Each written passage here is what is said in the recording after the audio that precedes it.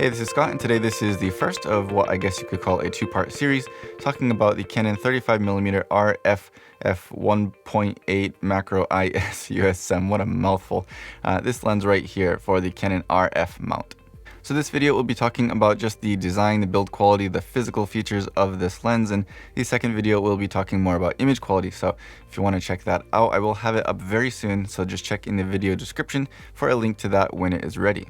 Also, of course, don't forget to subscribe and hit that little bell icon if you want to get notifications when that video and others are updated. And of course, if you like this video, please hit the thumbs up button. It really does help and I very much appreciate it. So getting right into it, this is the Canon 35mm RF lens, and it's a pretty compact lens. It fits pretty nicely in my hand, and it's fairly lightweight, but not so lightweight that it feels cheap. I feel like it's a good balance and a good size on the Canon R body, which I have right here. I'll mount that to the body later on to show you exactly what it looks like.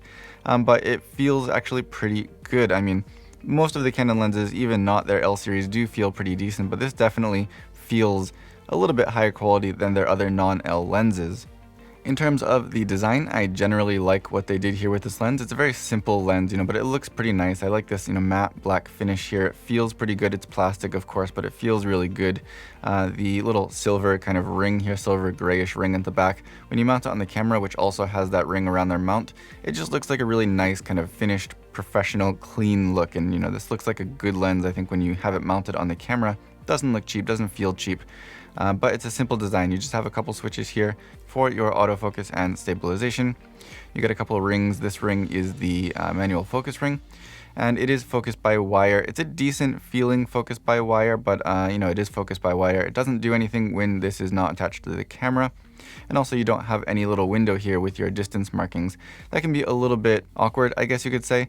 For manual focusing, especially for me, I like to just dial it into my closest focus distance or whatever magnification ratio I want to have, and then just physically move my camera or my lens into the subject to get my focus locked on.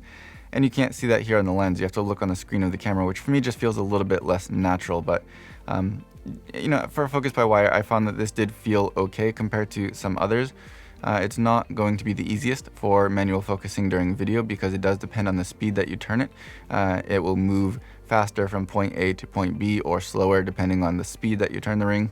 That's a little bit unintuitive for manual focusing during video, so that could cause some problems. If you want to use any focus gears on here with a follow focus, it's going to give you some trouble. But for most people, I think this is going to be just fine. And like I said, it's not the worst feeling focus by wire lens that I've used either. You do also have one other ring here, which is their control ring, and this is clicked, but I believe you can get this declicked if you want. Mine is still clicked. But if you want to have declicked aperture control or something like that, for example, you can get this declicked for a fee, I believe, from Canon. And it's right out the end of the lens. To be honest with you, I'd rather have it closer to the base. I use this mostly to adjust ISO or exposure compensation. And just for me to have, this is a small lens, so it's not as big of a deal, but generally speaking, I think on most of the lenses, this is going to be out at the front of the lens. And I think on especially larger lenses, having it at the base would just be a little bit more natural, like a aperture ring typically is. It just feels like in a good position for me while you're holding the camera to adjust it right here. But anyway, that is out at the tip of the lens. On the back of the lens here, you have this marking to line this up when you mount it to the camera, but also you have this little kind of marking on the lens cap here. And with EF lenses, for example, you can mount these lens caps in a couple of different positions. So as you twist them, it'll kind of, sit in and twist on in a couple of different positions. But with these RF lens caps, you can only line them up in this one position. So if I try to twist this around and find where it kind of goes onto the rear of the lens, as I go around and around, the only position where it will snap on is lined up with that exact position. So it's kind of frustrating. It's a small detail, but like I said, with EF lenses, you can just twist it around and you'll find it very easily. You'll be able to mount your rear lens caps very easily, which is very helpful when you're switching lenses or if you're handing it off to somebody who doesn't quite know what they're doing and you want them to, help you switch lenses. This is going to be a little bit more tricky and kind of frustrating, to be honest with you, when you're trying to find this little mark to line up with that red line to mount your rear lens caps. I don't know why they did that. It's such a small detail, but it is frustrating, and I believe it's an issue with all of the RF lenses as well as the adapters. Just a really small, frustrating thing. So Canon, if you're listening, I think you should really do something about that because that's a frustrating little design flaw here.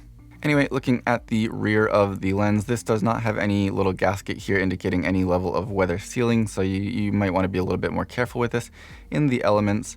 And you do have that glass right out kind of pretty close to the rear of the lens, so you're going to want to be careful with this, of course, but otherwise it is a metal mount and you have some contacts there.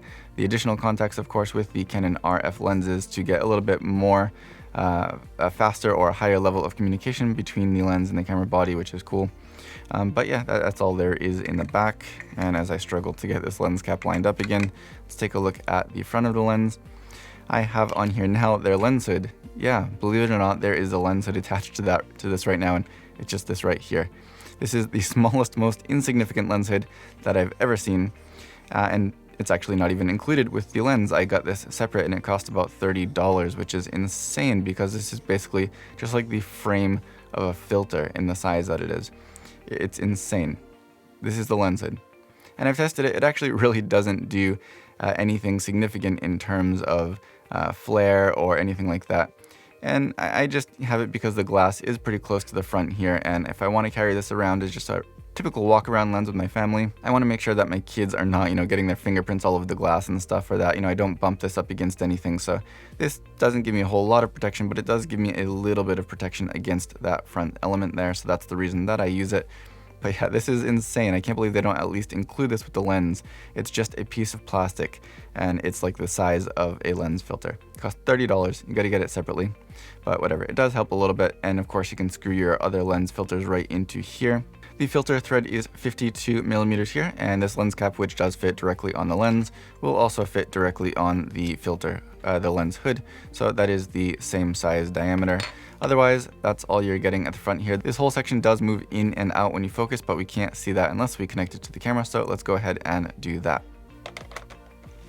So you can see here, this mount kind of lines up very, very smoothly and very nicely. It's a small detail. I just really like the way that this looks mounted to the camera here. So now that I have this attached to the camera and the camera powered on, you can see that turning the manual focus ring still doesn't do anything. And the reason for that is that you do not have manual focus override with this lens, which means that when you're in autofocus mode, you cannot just grab the focus ring and take control of your focus.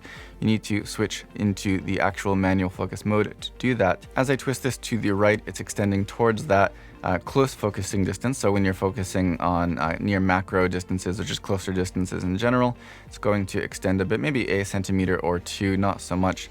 But this barrel here is again plastic. It feels pretty decent though. I don't think it's anything to worry about. But again, this is not a weather sealed lens, so some dust or something may be able to get in around here.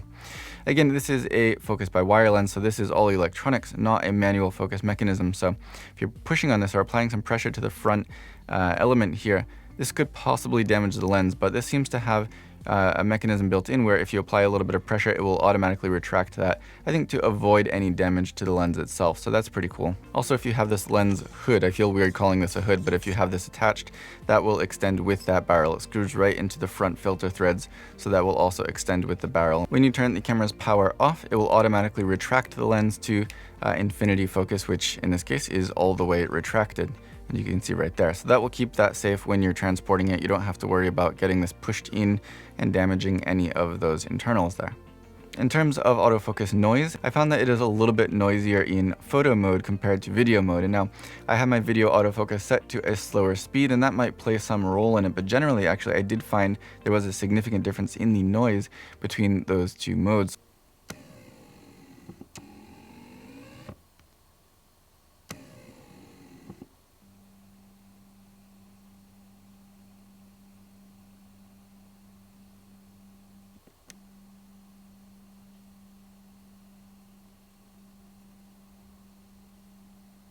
So if you have any questions about this lens, especially the physical design or the build quality, let me know down below and I will do my best to get back to you. And again, if you want to see the image quality of this lens, check the video description where I will have a link for that video as soon as it's ready, which should be ready pretty soon. So depending on when you're watching this video, it might already be linked down there. Again, don't forget to subscribe and hit that bell icon if you want to get updates for that video as well as others. Hit the thumbs up button to help support this channel and just get this video shared with more people. And as always, thank you for watching.